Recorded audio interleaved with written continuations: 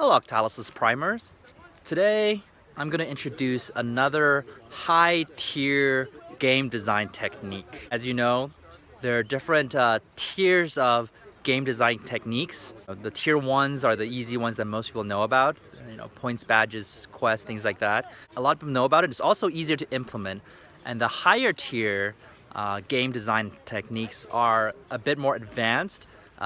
It's not just plug and play, and there's more complexity. There's more components coming together. Some of these high-tier game design techniques are the results of solving a specific problem for a client, and it's like, hey, this solution really works. I'm very happy about it. Utilizes a lot of these core drives, and I wanted to stick around and stay. So the game design technique I want to talk about today is something called the daily tipper.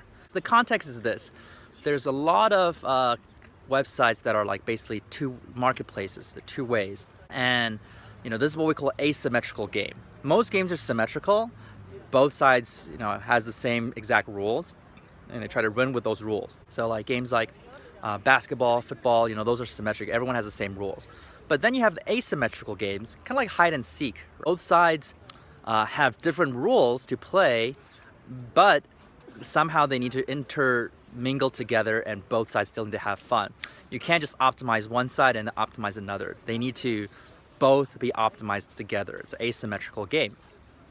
And so when you have a platform that's an asymmetrical game, so let's say there's buyers or sellers, right? Different rules to play, different ways to win. Or there's content producers and there's content consumers, right? There's two sides. Let's say if there's a website that's about taking great photos, right? And let's say they want people to take great photos, and we'll call them the producers, and the consumers are there to watch the photos, maybe like them, and maybe ideally the website wants these people to click on the links and to buy whatever's in the photo, right? We see a lot of these type of websites, whether it's e-commerce, whether it's like, hey, cute things, or how I made the picture, or fashion clothes, things like that. So when you are a lower tier gamification designer, what you'll often do is do something simple, right? It's like, when you're a seller, every time you upload more photos, you get more points, right? That's what we call labor-driven points. If you're a little more advanced, you understand, okay, we're gonna do performance-driven points. So whenever someone maybe likes what you do, likes your photos, then you get points only. And maybe when someone clicks on the link and buys something, you get a lot more points, right? It's performance driven. It means you're showing high quality photos and you're getting people to buy stuff. So that's pretty cool and ideal. And on the buyer side or the consumer side, the simple design is, every time you like someone, you get some points, and maybe whatever you level up, you gain status, whatever that means, right? A lot of times the problem designs is as people gain points and level up, nothing happens, nothing unlocks. You maybe just look cooler or whatnot. And so the daily tipper comes in, and it's a very unique twist of the design, because one thing I want to recognize is that in almost all platforms out there, the producers will only be, a small minority, maybe 5% of the whole user base, and the consumers 95%. So the 5% are creating the majority of the content, whether it's something like Dig, where people are voting, or it's something uploading, anything. The producers are always just 5%, and the consumers are 95%, and they're the people who usually don't say anything. They just go around, they passively look at the content the producers create. And so the question is, how do you turn that around? And as we know, the producers are obviously motivated by Core Drive 3, empowerment of creativity and feedback, right? And the creativity is, okay, what pictures can I take to impress people more? And also the feedback is when people like it a lot, they get feedback. And if a lot of people like it, maybe they get more status, and so that's a Core Drive 2 development accomplishment. From the consumer standpoint, it's a little more passive. A lot of it is Core Drive 7 unpredictability and curiosity. Right? Oh, what's next? What's new? What's cool? Right? And maybe them scarcity. Like, I wish I can have that. I wish I have seen that before. The question is, how do you turn those 95% of content consumers and give them Core Drive 3 empowerment of creative feedback? Get them to become more active, because we know if they have more input, if they put in their creativity, they have more ownership even, and they enjoy the experience more, and it's more of an evergreen experience. So the Daily Tipper is a design that the consumers every day, whenever they log in, they allocate a certain amount of, let's say, 100 coins per day. And what can you do with these coins? Well, what you can do is you can tip those coins to the producers. So you can see one photo is like, wow, this guy's so amazing. I want to give all 100 coins to this producer. And, or maybe it's like, oh no, I see 5 people that are really interested. I'm gonna give them 20 coins each today, or I'm giving this guy 50 and 30 and 20. The power's in the consumer. So now they have more core drive through empowerment of creating feedback. They're gonna think, okay, who among the group should I tip more? You know, they're looking for things to almost tip, and people basically looking for things to hunt, good content. There's a little bit of scarcity design, because if they don't come back every day, then they don't get their coins, right? If they come back 7 times a week, they get 700, but if they only come back 3 times a week, they only get 300. So there's a little bit of scarcity, makes people feel like, hey, if I don't come back every day, I'm losing something, or I'm losing my 100 coins that I could tip.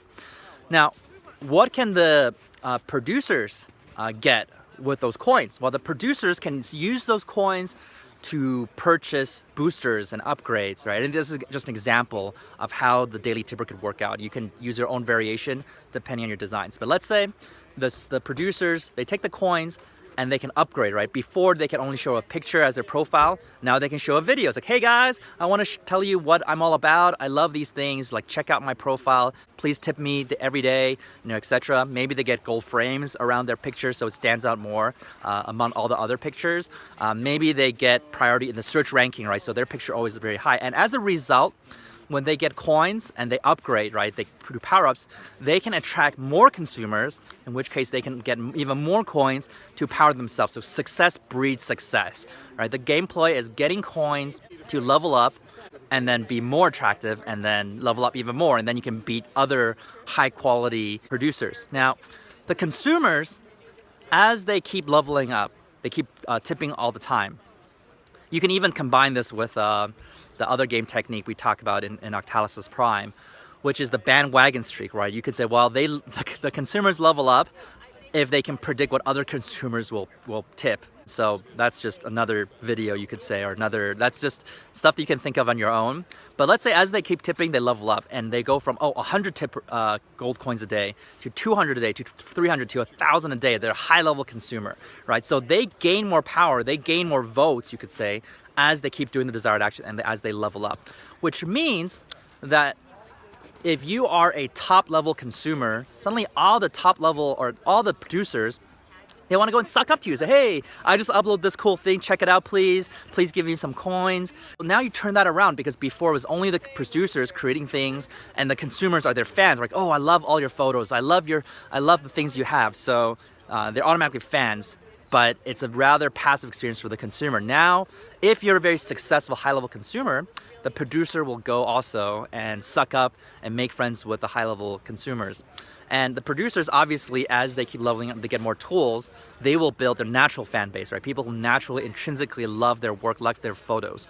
And so now you have an activity game loop, right? This is so important in an advanced gamification experience, which is the consumers every day, they're going to the app, collecting the daily coins, looking at who has good content to tip, right? And of course, they're following the best producers. And maybe you can create a booster where if they buy the good, then for the next 24 hours, they, or the next 7 days, they get double the coins. So it makes them more powerful. Just an example. Again, boosters are important to think about. So producers, every day, they're thinking about how to create even better content, uploading more photos, and trying to become friends, right? Reach out to all the consumers who are usually passive, but they're reaching out, making friends, and saying, look, this photo is great. Any requests? I would love to produce the things that the high-level consumers want, and they earn coins and upgrade, and they get even more attention. So now you have this game flow, and both sides can level up, both sides can gain more status, more power-ups, and then it becomes a more engaging platform. It's not just monotonously gaining points and leveling up. There's an interaction between the two player types in the asymmetrical game. Anyway, so that is the Daily Tipper. I hope that you find it interesting, useful, and even if you don't have an asymmetrical platform right now, maybe it'll be useful when you have one in the future. If anything, I want you to start thinking about more advanced ways to create gamified experiences, right? It's not just slapping on points and badges. It's not just adding, even an Easter egg. It's saying we want to create an ecosystem where there's an activity game loop and people will constantly come back and do things and grow together. All right, that's all for now. I'll see you guys next time. Prime on!